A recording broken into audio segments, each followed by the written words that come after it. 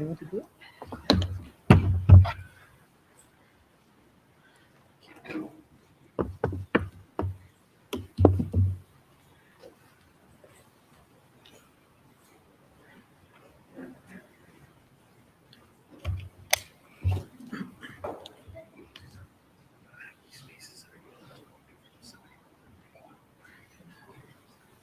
السلام عليكم ورحمة الله وبركاته. بسم الله الرحمن الرحيم. الحمد لله وحده والصلاة والسلام على من لا نبي بعده. Jazakumullah khair for joining us, those who are here live, brothers and sisters, children, mashallah, we see a lot, and of course our lovely students at the Friday Girls School, inshallah, as well, as our guests who are also here, inshallah. So, as in the topic of tonight's discussion and lecture, inshallah, is Isra and Mairaj, the miraculous journey. We have a special guest who will be addressing us. I'll introduce him shortly.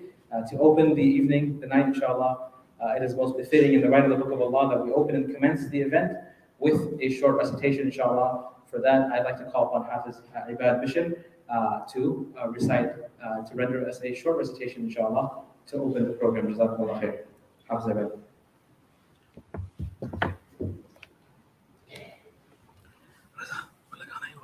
Decoration.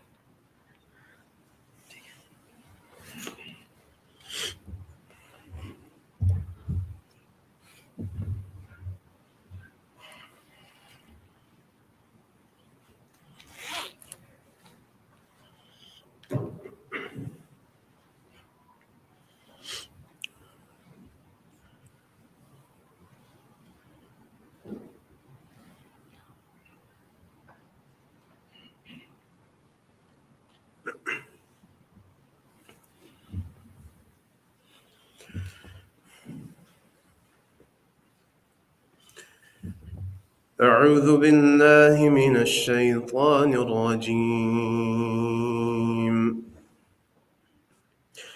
بسم الله الرحمن الرحيم. وتلك حجتنا آتيناها إبراهيم على قومه نرفع درجات من نشاء إن ربك حكيم عليم. ووهبنا له إسحاق ويعقوب كلا هدينا ونوحا هدينا من قبل ومن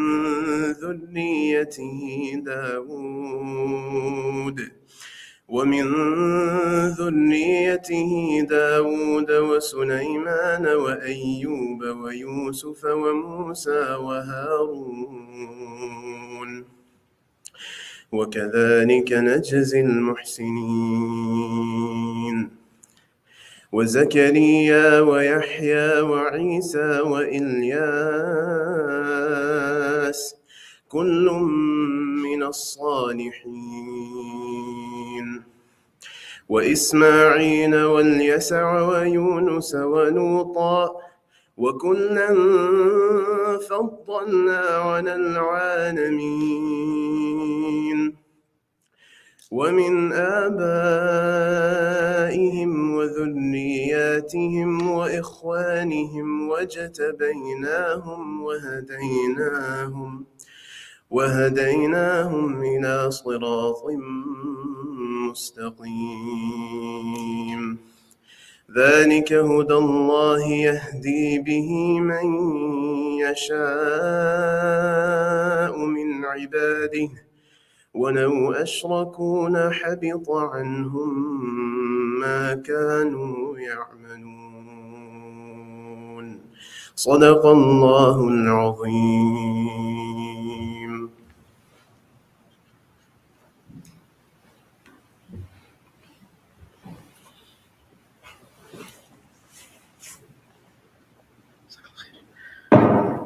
Jazakumullah khair. Our beautiful recitation, inshallah, to bring us into our main event, inshallah ta'ala. Without further ado, I'd like to call upon Shaykh Shoaib Wardak, inshallah, as he makes his way up here. I'll just read a short bio. So Shaykh Shoaib, mashallah, good friend of ours, we went to school together, we grew up together. mashallah. So he began his studies way back at the age of 14, where he completed his memorization of the Holy Quran, after which he pursued a 6-year alim course, mashallah, right here in our backyard at Jamia al-Islamiyya in Ajax. And from there on, he went on to complete the last 2 years of his Alamiya course at Dar al-Ulum Zakaria in South Africa. MashaAllah, Shaykh is also, active in da'wah with the youth, doing great work. Namely, at present, he serves as the youth coordinator and also one of the imams and the principal of the evening school at Jami Bakr Siddiq, Scottish Muslim Association. Doing great work there, mashallah, with the youth. He has a great rapport with the youth, great work he's doing, mashallah ta'ala. So we're happy to have him, and with that, we ask him to, inshallah, address us on the topic. Jazakumullah khair.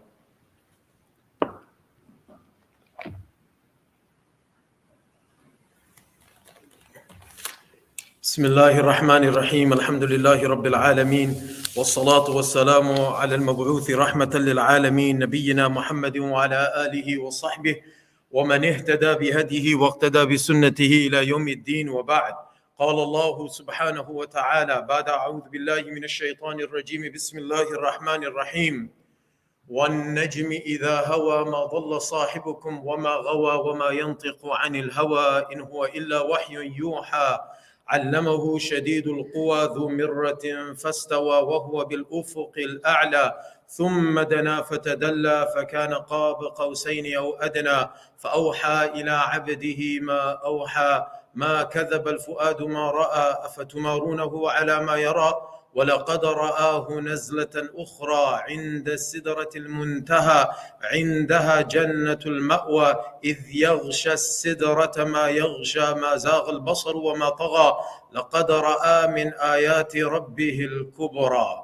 وقال عز وجل سبحان الذي أسرى بعبده ليلا من المسجد الحرام إلى المسجد الأقصى الذي باركنا حوله لنريه من آياتنا إنه هو السميع البصير. صدق الله العظيم. السلام عليكم ورحمة الله وبركاته. My dear respected brothers and elders and mothers and sisters and youngsters and friends and anybody else that may be listening to this on some other end, it's a very special topic, and it happened approximately during this time of the year when exactly maybe the last year just before the hijrah took place, when the Prophet sallallahu alaihi wasallam and the Sahaba radiallahu anhum migrated from Makkah to Mukarramah to Medina to Munawwara. What is it that took place? What was this remarkable, this wonderful, this very special incident in the life of Rasulullah sallallahu alaihi wasallam? We all know why we've gathered here tonight. It was the Asra wal Mairaj. That was the incident. Now there are lessons that we take from this remarkable, phenomenal incident in the life of Rasulullah sallallahu alaihi wasallam. One of which, perhaps one of the greatest lessons from this story that every one of us can take back with us tonight. One will tell you the story in a little bit of detail, and we all love stories, and if you don't like stories, then I'm really sorry. But we're going to tell you the story, but we're also going to share with you a very important lesson. We're going to tell you about the lesson now, and then towards the end, just before we wrap up and conclude, we're going to remind us about the lesson again. Because in every single story of all the prophets, there are lessons that we take heed from. In every single one of their lives. And especially in the life of Muhammadur Rasulullah sallallahu alayhi wasallam, every day, every night, every moment in his life was one from which we derive tremendous lessons. And something of this caliber, of this magnitude, there's definitely going to be great lessons that must be derived therefrom. So from this journey, nocturnal journey that takes place, one of the greatest lessons is that with hardship comes ease. The poet said, إِذَا اشْتَدَّتْ بِكَ الْبَلْوَى فَفَكِّرْ فِي أَلَمْ نَشْرَحْ فَعُسْرٌ بَيْنَ يُسْرَيْنِ وَإِذَا فَكَّرْتَهُ فَافْرَحْ. Just remember Surah Alam Nashrah. Whenever you're going through hardship and difficulty, pain and agony, trial and tribulation, and there's so many different words, and there's so many different feelings, and there's so many different, may Allah subhanahu wa ta'ala help heal everyone that's feeling any one of these hardships or pains or agonies or difficulties in any way, shape, or form, because it is real. And sometimes we won't know how a big deal until we actually sit down with somebody and they open up to us and they expose their problem to us and they start to talk to us and they start to confide in us. Like, wow, this person is going through some, it's real. It's absolutely real. May Allah heal everybody that's going through any difficulty anywhere in the world. Anywhere in the world. So Rasulullah sallallahu alaihi wasallam went through difficulty like nobody else did. And this is facts. The hadith of Sahih Bukhari, لَقَدْ أُوذِيتُ فِي اللَّهِ مَا أُوذِيَ أَحَدٍ. Nobody for Allah's deen has been made to undergo hardship and difficulty like I, said the Prophet ﷺ, have. Nobody. So the Anbiya ﷺ, they were tried and tested. Oh boy, مَسَّتْهُمُ الْبَأْسَاءُ وَالضَّرَّاءُ. But nobody was tried and tested like Muhammadur Rasulullah sallallahu alaihi wasallam. Just to give you a quick little recap of some of those incidents that took place in the life of Rasulullah sallallahu alaihi wasallam prior to this ease, the likes of which there's never been, and it's unrivaled and unmatched in history, and to come until the day of Qiyamah. What were some of the difficulties? From the 7th year of Nubuwwah, 7th year of Nubuwwah. So the 13 years that the Prophet ﷺ spent as a prophet in Makkah before making hijrah are known as the years of prophethood, the years of Nubuwwah. They are 13 approximately in number. Boy, were they difficult years. And then after this, he makes hijrah, and the hijrah are the years after Rasulullah ﷺ migrates to Medina Munawwara. So during those 13 years, the Prophet ﷺ he's been commissioned with Nubuwwah.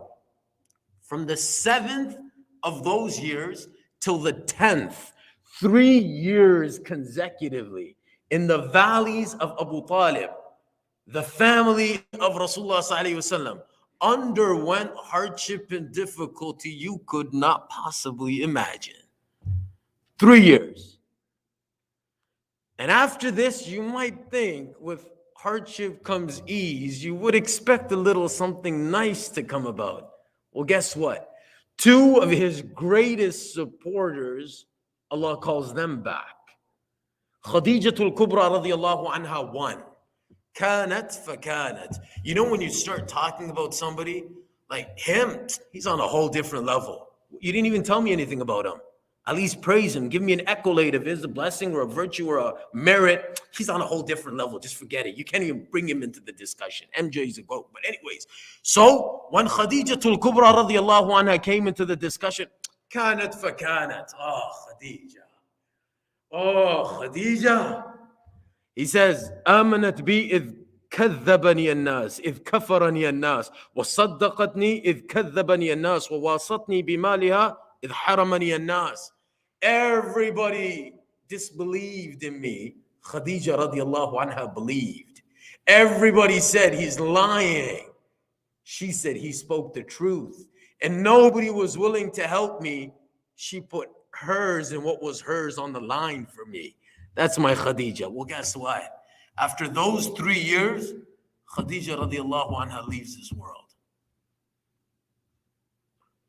And in the same year, known in history as Amul Huzn, the year of anguish, the year of huzn, grief, sorrow, Abu Talib, Rasulullah sallallahu alaihi wasallam's uncle. Yeah, he didn't accept Islam. But do we have any clue what a support he was to the Prophet ﷺ? As long as he was alive, they didn't dare harass and persecute Rasulullah ﷺ as they did shortly after his demise. Abu Talib, what did he say when the Prophet ﷺ came to him when he was about to leave this world? He said, دعوتني وزعمت أنك صادقا ولقد صدقت وكنت ثم أمينا لولا الملامة إذ حذار مسبة لوجدتني صمحا بذاك مبينا. I know, dear nephew, your message is the truth, but I just don't want these people to say it was fear of death. That's why he accepted what his nephew had to offer to him. Ultimately, he leaves. But when he leaves this world, without Iman, sadly, the Quraysh begin their onslaught. they would leave no stone unturned or untouched in persecuting Rasulullah to a whole different level. So the 3 years in the valley, in the gorge of Abu Talib, the demise of Khadija al-Kubra radiallahu anha, and now Abu Talib. So this is a lot. So Rasulullah sallallahu alaihi wasallam would be taken on a journey. Allah would bless him with an ease. Some of the ulama said this is the greatest miracle Allah had blessed him with personally. This miracle of Asra wal Mairaj, because he's come to optimal tries and tests and hardships and difficulties. He's reached the acme and the pinnacle of pain and agony. Allah says, now it's time. Let's go. And it's going to happen in one night. And it's going to happen most probably during the month of Rajab. And it happens on a Monday. As for those who documented it, and it happens on the 27th. There was a difference of opinion. The year before the Hijrah takes place. So we're looking at approximately, the 12th year of Nubuwah. But what happened? What was it that Allah decided to take his most beloved, يا صاحب الجمال ويا سيد البشر من وجهك المنير لقد نور القمر لا يمكن الثناء كما كان حقه بعد خضاب زرت. قصة مختصر. Long story short, the most exalted, the paragon of Allah's creation, after Allah subhanahu wa ta'ala himself, the most exalted creation. Where did Allah take him, and what happened, and what did he see and witness?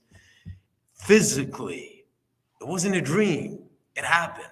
45 of the Sahaba Ridwanullahi ta'ala alayhim ajma'in recorded this event, the ahadith regarding the Isra wal Mi'raj. Imam Bukhari, Imam Muslim, Imam Nasa'i, and Imam Tirmidhi rahimahumullah, Allah speaks about it in the Holy Quran, the very verses that I read at the very beginning. What happened? Whether it was inside of his home where the roof split open and Jibreel alayhi salam came, or the other narration, perhaps the more reliable one, is that he was in the Hatim. The Hatim, that semicircular region by the Kaaba, he was there. And Jibreel alayhi salam came to him. And an open heart surgery would then take place by Jibreel alayhi salam, who was performing it, to Rasulullah sallallahu alayhi wasallam, on whom is being performed.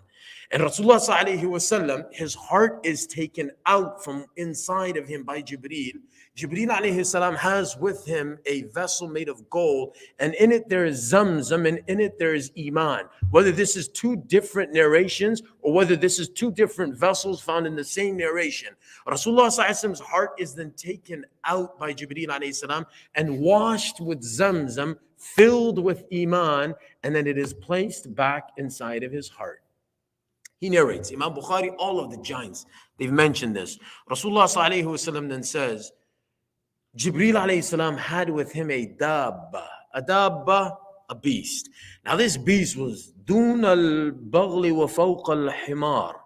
It was smaller than a mule. It was bigger than a donkey. It was white, abyad. It was white in color. It was very special. Nothing like the animals, horses, perhaps the donkeys or the mules of this world. It was very different. Its name, Buraq, is derived from Barq.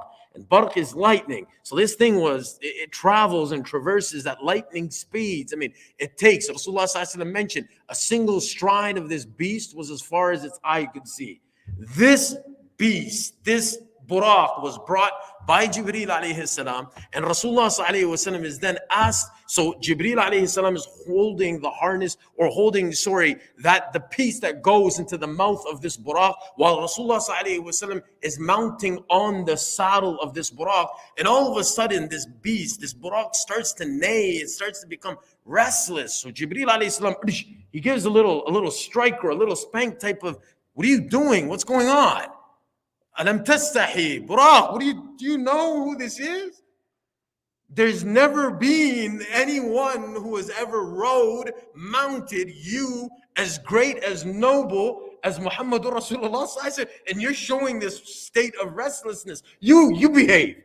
You do the right thing. So Buraq realized, and I imagine Rasulullah sallallahu alaihi wasallam, sometimes we were lucky. Once upon a time when we're still young, we used to drive the Shaykh in our car. Oh, the Shaykh sat in my car. Rasulullah sallallahu alaihi wasallam's mounting this thing. Do the math. So Jibreel alayhi salam, excuse me, but he tells this thing, you need to stop. Aren't you ashamed of yourself? So Rasulullah sallallahu alaihi wasallam mounts, all aboard. And this Buraq now takes off. It goes from Masjidul Haram. We were here. Masjidul Haram, the sanctuary in Mecca, in which we find the Ka'batullah Sharifa. From there, Jibreel alayhi salam, alongside Rasulullah sallallahu alayhi wasallam, mounted on the Buraq, they come until they reach Masjidul Aqsa. When they come to Masjidul Aqsa, there Rasulullah sallallahu alayhi wasallam would tie the Buraq to a ring where the Anbiya before him used to tie their mounts to the same thing. That ring, which is the same thing that the other Anbiya before Rasulullah sallallahu alaihi wasallam used to tie their mounts, their conveyances, their animals to. Rasulullah sallallahu alaihi wasallam would do exactly the same, and he walks inside of Masjidul Aqsa. Lo and behold, what this must be like. I mean, imagine, he's seen hardship and difficulty, and now he's about to witness that. We can't imagine this. He walks inside Masjidul Aqsa, and he finds three of the greatest ulul azmi min ar-rusul, three of the greatest anbiya performing salah. Qa'imun yusalli. Number one, he finds Sayyidina Musa alayhi salam. Imagine what this must be like. You walk inside of a masjid and you see, when I see somebody I just met a brother at the door who had gone Hajj with me 5 years ago. I hope it's not against the protocols, but we just hugged like there's no tomorrow. Oops. But it's okay. We just hugged. I mean, I just saw him after 5 years. Imagine you're seeing Sayyidina Musa alayhi salam, to whom Allah revealed the Torah. Musa is the prophet of the Bani Israel. Nonetheless, Rasulullah sallallahu alayhi wasallam says, I saw him, and he was tall, muscular, and strong. كَأَنَّهُ مِنْ شَنُوءَ, as if he resembled a person from the tribe of Shanu'a, a certain tribe of people. And then he was brown in complexion. He says, I saw Isa ibn Maryam alayhi salam, and he was lighter in complexion, and he was red. And to the Arabs, the whiteness was the redness, that complexion. And he says his hair, it just glistened. It was shining as if he had just come out of a steam bath or something of that sort. And if you want to know who resembles him, you look at Urwa ibn Mas'ud al-Thaqafi radiyallahu anhu, and that's who actually resembles Sayyidina Isa alayhi salam. And then he says, I saw him standing and performing salah, qa'imun yusalli, and then I look and I see Ibrahim alayhi salam. Imagine this. Sometimes you've been gifted with something so great in your life, you forget what has transpired and occurred and happened for the last so many, years or sometimes. But may Allah save everybody from any hardship and difficulty. You and I might not get to go to the heavens, but it's nice when that ease finally comes.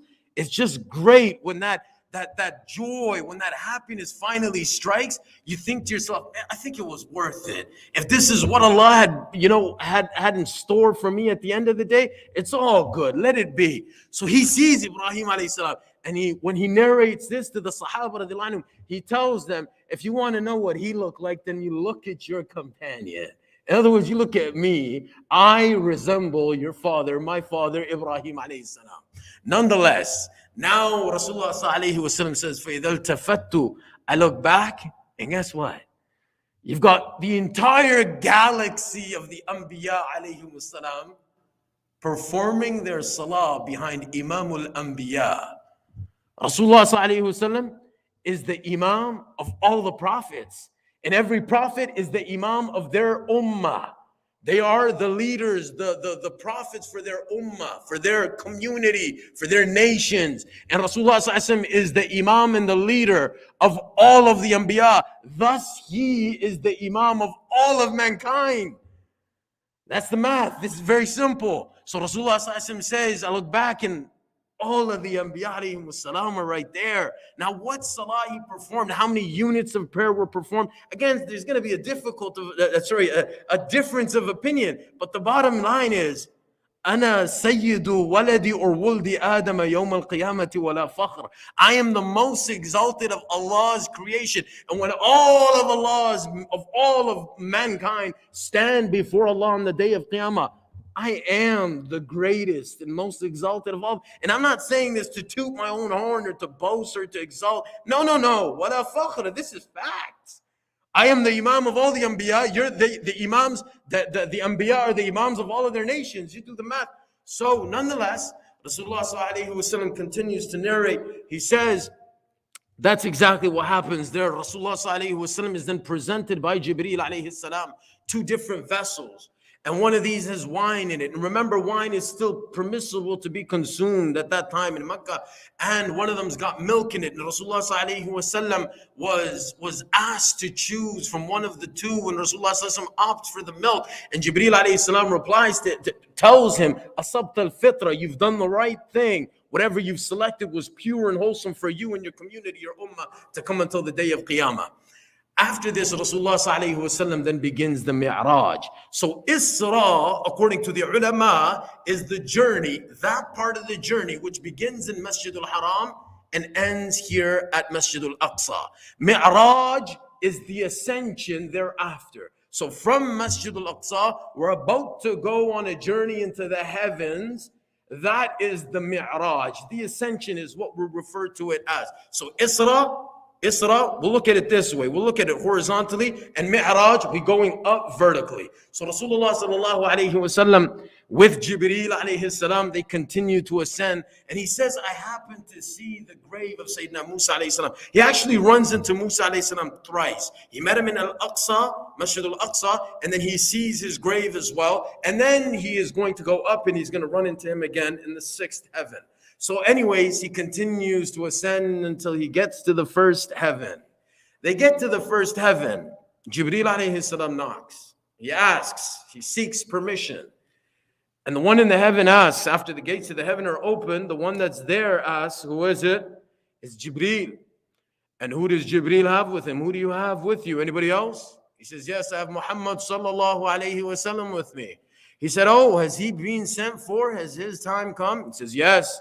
He says, well, in that case, marhaban bibn salih wa nabiy salih. Welcome to our noble, righteous, pious son and the noble, righteous, pious prophet of Allah. This was said by Sayyidina Adam alayhi salam, the tall one. Jibreel alayhi salam described him. Rasulullah sallallahu alayhi wa sallam described him himself. The tall one, Sayyidina Adam alayhi salam. He had on each one of his sides one group of people, one on his left and one on his right. Those on his left he would look at, he'd be saddened, and those on his right he'd look at, he'd become happy. So those on his left, ashabu shimal, may Allah save us, those were destined to the fire of Jahannam, and those that are on the right are those who are destined for the gardens of Jannah. So he looks here again, he's happy. This was what he encounters in the first heaven. They continue to ascend.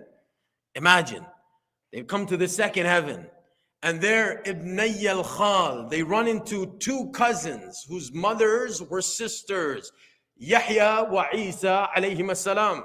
So again, Jibreel alayhi salam, he seeks the permission, he's granted permission. Who is it, Jibreel? Who you got with you? Muhammad sallallahu alayhi wa sallam. His time has come, he's been sent for. Yes, he has. Well, marhaban bibn salih wa nabiy salih.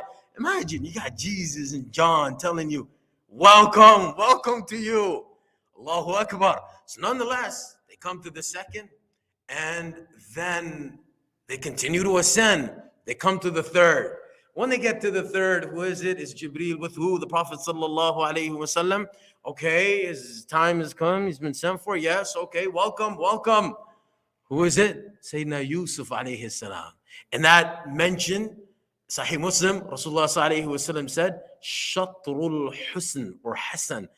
There I witnessed and saw before my eyes half of beauty on the face of Sayyidina Yusuf alayhi salam. Half of beauty in its entirety on Yusuf alayhi salam. Nonetheless, they continue to ascend. And they come to the fourth. There at the fourth, Idris alayhi salam, about whom Allah said in the Quran, وَرَفَعْنَاهُ مَكَانًا عَلِيًّا. We elevated him high. And who is it? Jibreel. With who? Muhammad sallallahu alayhi wa sallam. Times come, yeah, okay. Marhaban bibni salih wa nabiyyi salih. They continue to ascend. Where are we now? At the fifth heaven. When they come to the fifth heaven, Harun alayhi salam. Okay. The same conversation takes place. Continue to ascend until we get to the sixth. We get to the sixth. Rasulullah sallallahu alayhi wa sallam narrates. He says we meet with Sayyidina Musa alayhi salam. But we found him crying. So Jibreel alayhi salam asked him why.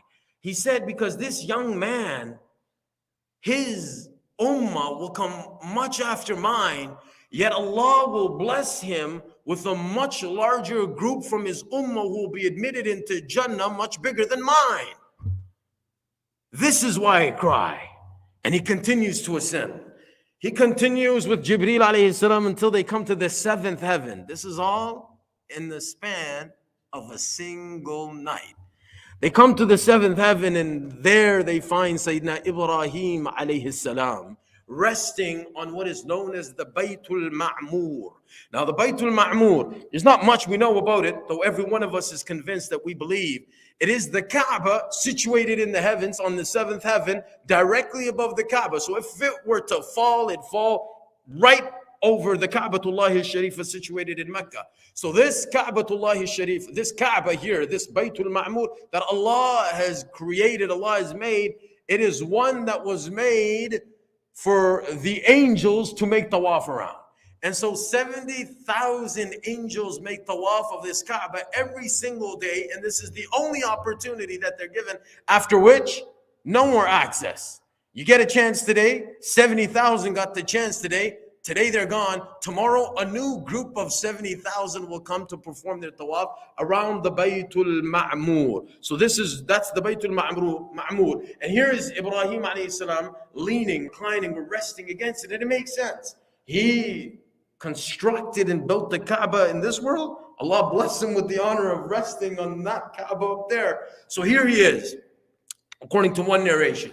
According to another narration, here in the seventh heaven, right after this, Jibreel alayhi salam, and Rasulullah sallallahu alayhi wasallam reached the place, the tree, the low tree it's called in English, they reached Sidratul Muntaha. Now Sidra Muntaha, Sidra the tree, the low tree, Muntaha the end. Everything that ascends from this world up, from this earth, anything that goes up, this is where it stops. The Sidratul Muntaha. And anything that comes down, that's where it comes down from. And it's a tree. And it's a very special tree. And Allah said about it, إذ يغشى السدرة ما يغشى ما زاغ البصر وما طغى لقد رأى من آيات ربه الكبرى. Even if somebody would try to explain to you what this tree looks like, they wouldn't be able to do justice. So Rasulullah sallallahu alaihi wasallam gave us, to a certain extent, a description of what it's like. Under it, there flows 4 rivers. 2 of the rivers of this world that are known to us, they are the Nile of Egypt and the Euphrates of Mesopotamia. And then there are 2 others that are in Jannah, which are not seen by us. They are the Kawthar and they are the Salsabil. So these flow from underneath this wonderful, beautiful tree. It's got branches that are extremely humongous in size. It's got fruits that are as big as the water jugs of the people of Hajar. It's got these leaves that resemble in size, they look perhaps too like the ears of elephants. Rasulullah ﷺ tells us, he gives us this amazing description, and around it is farashum min dhahab. There's these golden butterflies that come in all these exotic colors. This is something you would not, because there are colors that are constantly changing. Nobody would be able to tell you this is what I saw, because it was ever changing. It was something. And this is amongst the great signs. So the purpose of one of the many purposes of this journey, Allah said in Surah Bani Israel, and Allah mentions this in Surah An-Najm as well, one of the many purposes is لِنُرِيَهُ مِنْ آيَاتِنَا الْكُبْرَى. We wanted to show him some of our magnificent signs. So the ulama said that by those signs, what is referred to is 1, the Sidratul Muntaha, this low tree; 2, the Baytul Ma'mur, the Kaaba in the 7th heaven; and 3, having to witness and see Jibreel alayhi salam for the second time in his actual form. When Allah speaks about the other angels in the Quran, Allah said, "Uli ajnihatim mathna wa thulatha wa ruba'." Some of them, these angels, they got 2 wings or 3 wings or they're 4 wings, or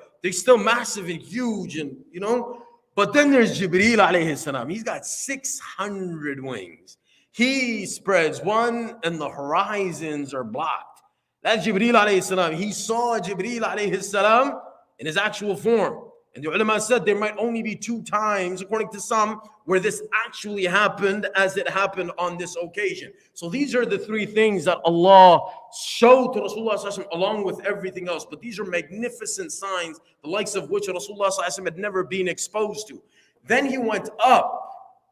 Now Rasulullah, according to one narration, asked Jibreel, let's continue the journey onward.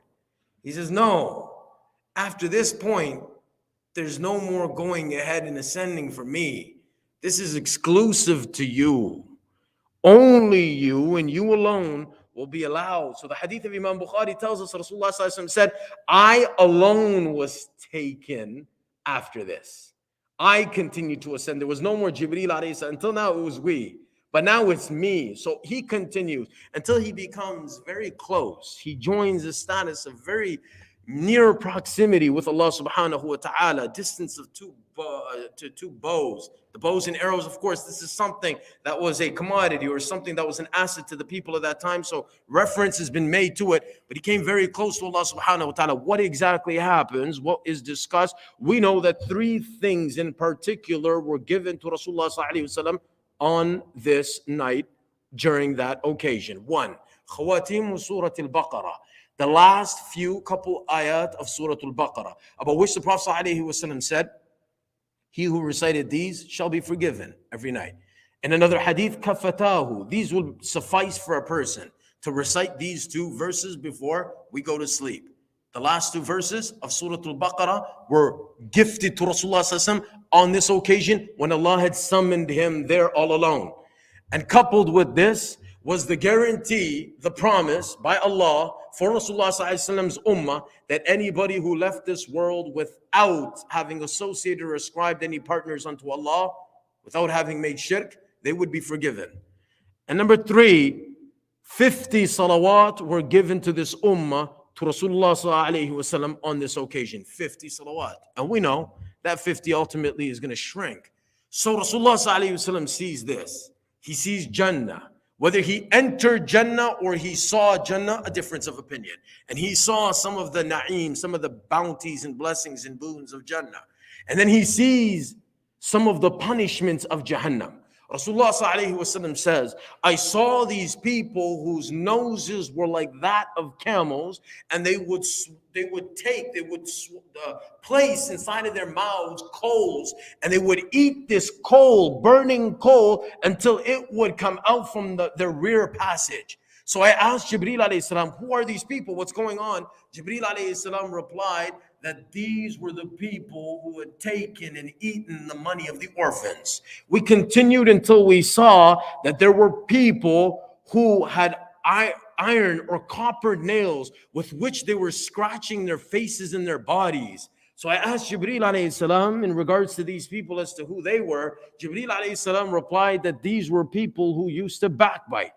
May Allah subhanahu wa ta'ala save us. Some of these sins we don't consider so insignificant simply because we've become so accustomed, or they're become, backbiting is, if you talk about drinking wine and committing zina, ma'adallah, astaghfirullah, backbiting has become so rampant and so, it's become a norm. And when we do it, when we're on social media and when we're texting somebody, we'll be held accountable just like we would if, 40 years ago, if a person was sitting there in the corner all by himself and he was just sitting there with no device or nothing, and he was just, what are you doing? I'm backbiting. You might have lost your mind. There's nobody for you to backbite with. Somebody needs to be listening. There needs to be a second party. But nowadays, in a matter of seconds on these devices, we can be held accountable for so much evil and vice. May Allah subhanahu wa ta'ala save us. Who were these people that were scratching their faces and their bodies with these copper nails? Jibreel alayhi salam said they were those who used to backbite. We continued to descend. Now the descent has started from the seventh, from the Sidratul Muntaha, until we came across a people. These people here, Rasulullah sallallahu alaihi wasallam said, when I saw them, they had on their right with them pure and wholesome meat, while on their left they had rotten meat. And they were eating of the rotten and leaving out the pure. So I asked Jibreel alayhi salam why. He said these are the people who committed zina. Allah had blessed them with their pure spouses. They opted to not go that route. Instead, they chose something which was haram and not permissible for them. This is the fate of those people who committed zina in this world. Rasulullah sallallahu alaihi wasallam says we continued until I saw Dajjal. And there are other narrations in which he saw other people. A person whose head was being smashed with a boulder or a rock, and he would go and he would collect it, and by the time he comes back, his head would restore itself. And there were other people who were cutting their lips and their tongues with scissors that were made from punishment. So I asked who these people were, and Jibreel alayhi salam replied that these were the people who used to preach to others, used to tell others what to do and what not to do, forgetting about themselves. He says we continued, I saw Dajjal. And let me warn you about Dajjal. And he tells us, Rasulullah sallallahu alaihi wasallam, that he has a'war, that he has one eye, and one of his eyes, the condition of one of his eyes is like this. And then according to some narrations, there is a conversation that took place between Ibrahim alayhi salam, Musa alayhi salam, Isa alayhi salam, and Rasulullah sallallahu alaihi wasallam himself. So the list of these events that take place, in which order exactly, we don't know. But these are the events that also occurred, that transpired on that night. When Ibrahim alayhi salam was asked by Rasulullah sallallahu alaihi wasallam regarding the day of judgment, he replied that I have no knowledge. And then Musa alayhi salam was asked, he replies in the like manner. When Isa alayhi salam was asked the same question by Rasulullah sallallahu alaihi wasallam, Isa alayhi salam replied that I have been informed by my Allah that this is what's going to transpire. The Dajjal is going to emerge, and Allah will bring me back into the ummah of Rasulullah sallallahu alaihi wasallam, and I will be the one who will be honored to finish off and kill him. And after this happens, there is another group of people, another creation of Allah that Allah speaks about in the Holy Quran. وَهُمْ مِنْ كُلِّ حَدَبٍ يَنْسِلُونَ حَتَّى إِذَا فُتِحَتْ يَأْجُوجُ وَمَأْجُوجُ. They will be unleashed, and they will be let loose, and they will come from every valley and everywhere, and they will drink every body of water. Isa alayhi salam is conversing with Rasulullah sallallahu alaihi wasallam and telling him about the signs that are going to happen before the end of times. Rasulullah sallallahu alaihi wasallam listens to this by Sayyidina Isa alayhi salam. Isa alayhi salam tells him a little bit about the details of the coming of Ya'juj and Ma'juj, and then how ultimately they will be destroyed by Allah as a dua that will be made by Sayyidina Isa alayhi salam, and then their bodies will be lifted and picked up by birds and taken and thrown somewhere into the east, and then the world will be washed, and Isa alayhi salam will come back, and there'll be peace that will reign in the world. This also happens. They continue to descend, and he smells, Rasulullah sallallahu alaihi wasallam, he gets wind of a very fragrant smell, a very special scent. So he asks Jibreel alayhi salam, what is this? Where is this wonderful smell coming from? Jibreel alayhi salam replies, this is the fragrance of the woman who was appointed to comb the hair of the daughter of Fir'aun and her daughters. Oh, and what's the story? So this woman who used to comb the hair of the daughter of Fir'aun, Imam Ahmad rahimahullah has made mention of this story. Qurtubi has as well. So on one occasion, she happens to drop the comb. And when she kneels over to pick it up, she says, Bismillah. And the daughter of Fir'aun hears this and she's surprised. Bismillah? Huh? You mean my father, your Lord? She says, no. My Lord and your Lord, Allah, in the name of that Allah. She says, and if I were to tell my father this, she says, go ahead. My Lord, your Lord, his Lord, Allah. So Fir'aun is informed. When Fir'aun is informed, you can imagine, tells her, yes, your Lord who? My Lord, your Lord, Allah. He says, I am your Lord or else this cauldron will paint for you your destiny. This cauldron with boiling water inside of it, with a fire burning under it, not just you, but all of your children. You by yourself will have to throw them in one by one, or I am your Lord. She says, Allah is my Lord. Yeah, be steadfast. Another lesson. It's okay. Fajr shouldn't be that hard. Listen to this. This is just a reminder for me and all of us. Fajr was never this hard. She says, I have one request to make. He says, yes. Bury me and all of my children together, whatever is made of us. He says, we'll see to that. See it done. Okay. She picks up one, throws him inside. Picks up the second. Stop. Pick up your child, throw him inside of boiling hot water in a cauldron that's easy for me to sit here and comfortably say this. When we struggle to wake up for Fajr, I mean, this is just Fajr's, I don't know, whatever you struggle with. Fajr's my struggle. Whatever you struggle. Next time I struggle with Fajr, I'm gonna remember this. That's one thing I love about speaking, to tell you the truth. I really don't like it as much as people think I do. It hits me hard. Oh. So yeah, picks up one, picks up the second, picks up the third. She's throwing her children into boiling hot water. They're burning to death. Come the fourth child, a small suckling baby. She says, I can't do this though. The baby speaks, is inspired by Allah to speak. Mom, it's okay. You have nothing to worry about. Allah's punishment in the hereafter is far greater than anything like this. Go ahead, Mom. We got this. I'm paraphrasing. And there goes that child too. So Jibreel alayhi salam tells Rasulullah sallallahu alaihi wasallam, this is the fragrance of that woman, whose name we don't even know. Iman. Yeah. So then they continue to descend. They come to the sixth heaven. Musa alayhi salam is there. Remember? Musa alayhi salam was in the sixth. Hey, Rasulullah sallallahu alayhi wasallam, what happened? What'd you get? What did Allah say? Hey, Musa, Allah bless me and my ummah with 50 salats. Musa alayhi salam said, well, frankly, I was sent to a people known as the Bani Israel, who are mightier, stronger, and more powerful than your ummah. I tried and tested them, and they failed miserably. Do yourself and your ummah a favor, and go back to Allah and request Him for a discount, because your ummah won't be able to deal with 50. Just go back.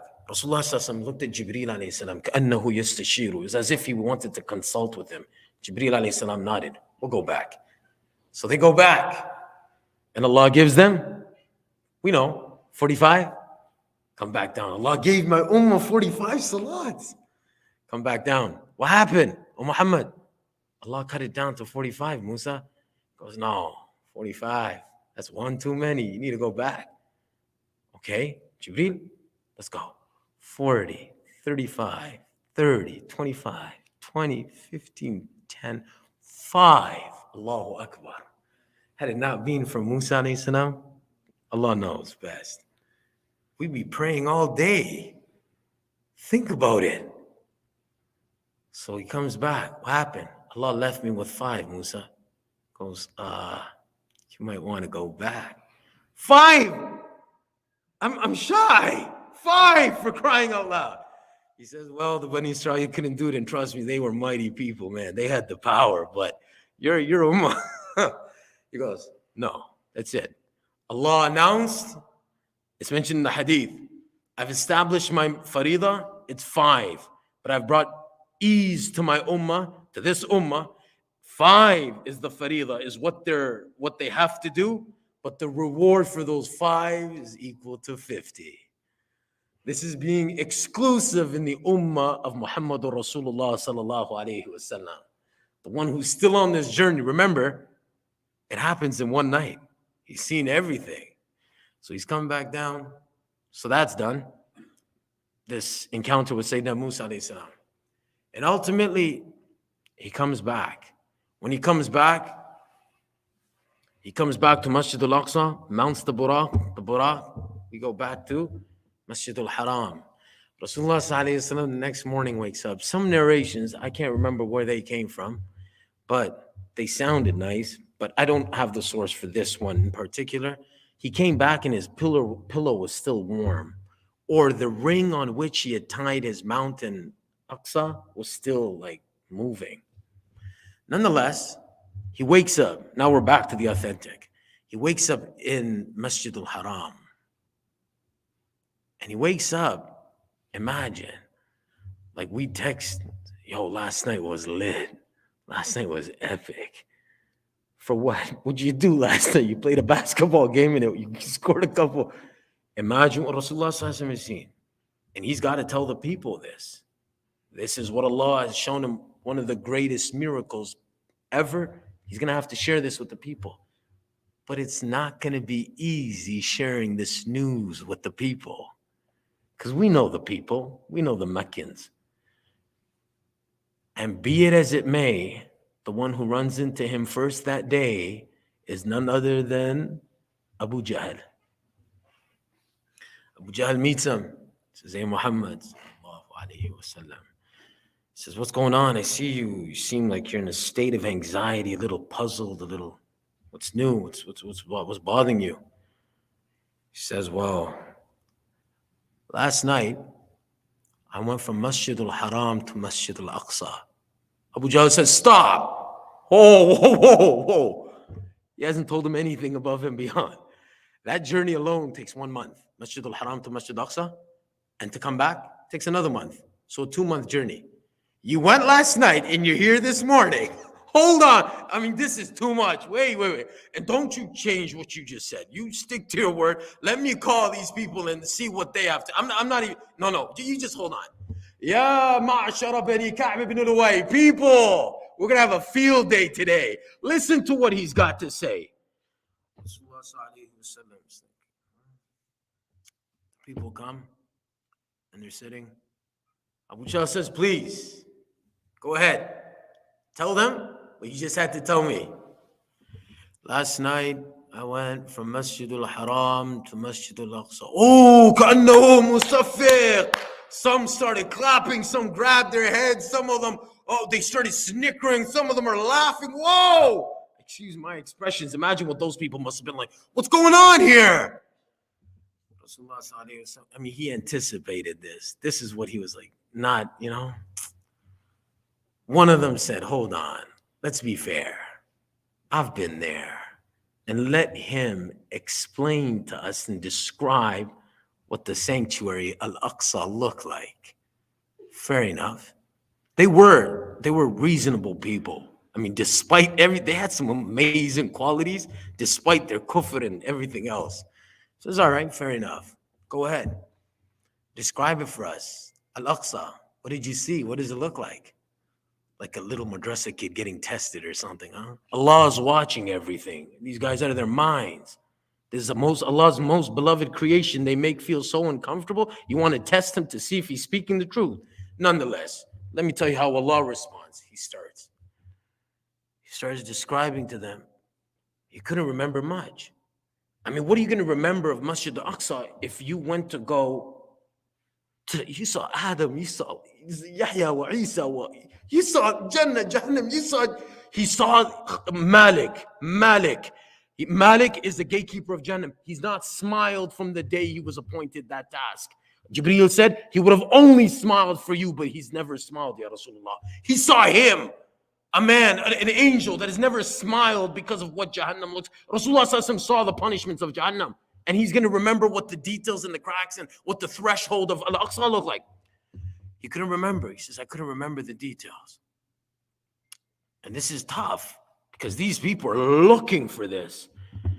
He says, and as I started to, feel a little, Allah lifted Al-Aqsa as if it was right behind the house of Aqil bin Abi Talib, which is the house in which Rasulullah was raised.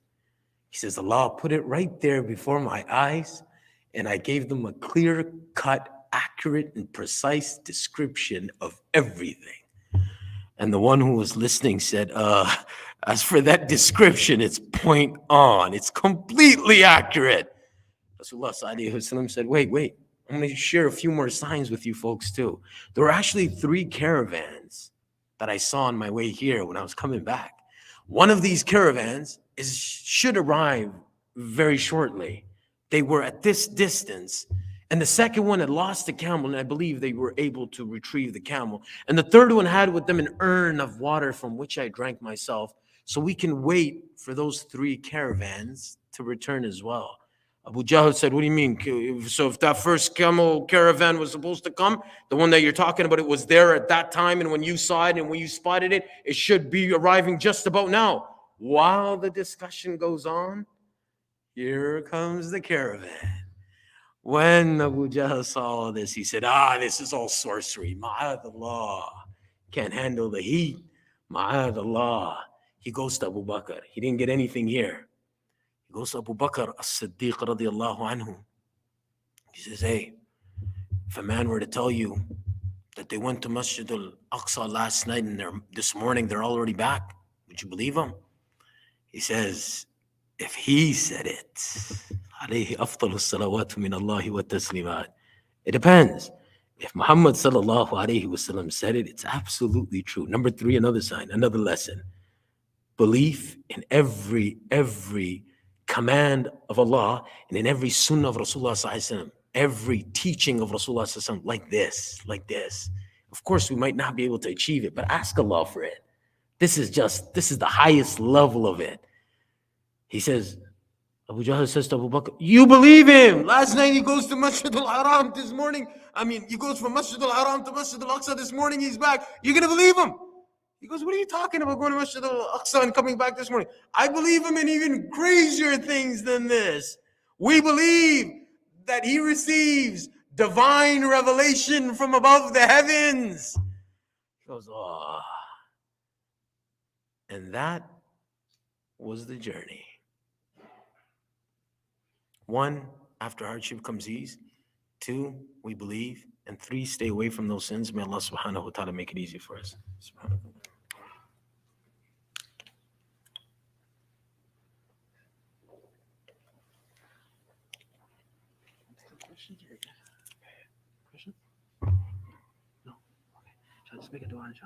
Bismillahir Rahmanir Rahim.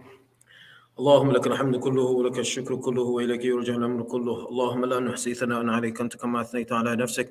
اللهم صل وسلم وبارك على سيدنا محمد النبي الأمي الهاشمي وعلى آله وأصحابه البررة الكرام وعلى سائر الأنبياء والمرسلين والملائكة المقربين.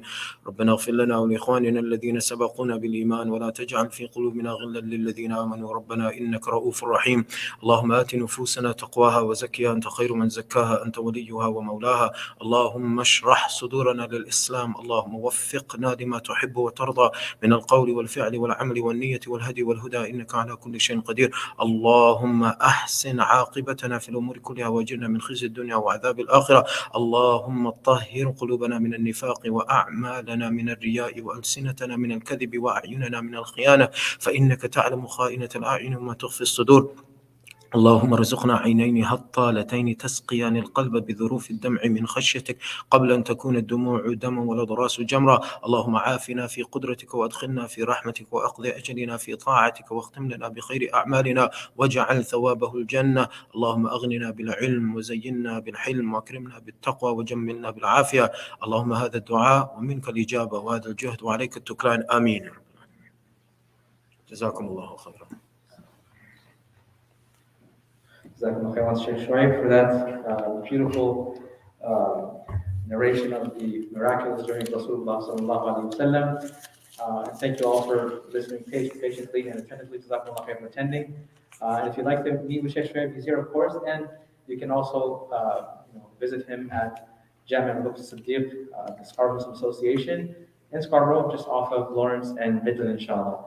Once again, Jazakumullah khairan. We hope that we can take these lessons with us at home, inshallah. And I encourage the parents and the older siblings to engage with the younger children, inshallah. Tell them the story in your own fashion, in your own way, inshallah ta'ala. And we need to share these incidents and talk about these things to rekindle, revive the iman in our hearts and to inspire our children. May Allah give us tawfiq. Ameen. Jazakumullah khairan. Assalamu alaikum wa rahmatullahi wa barakatuh.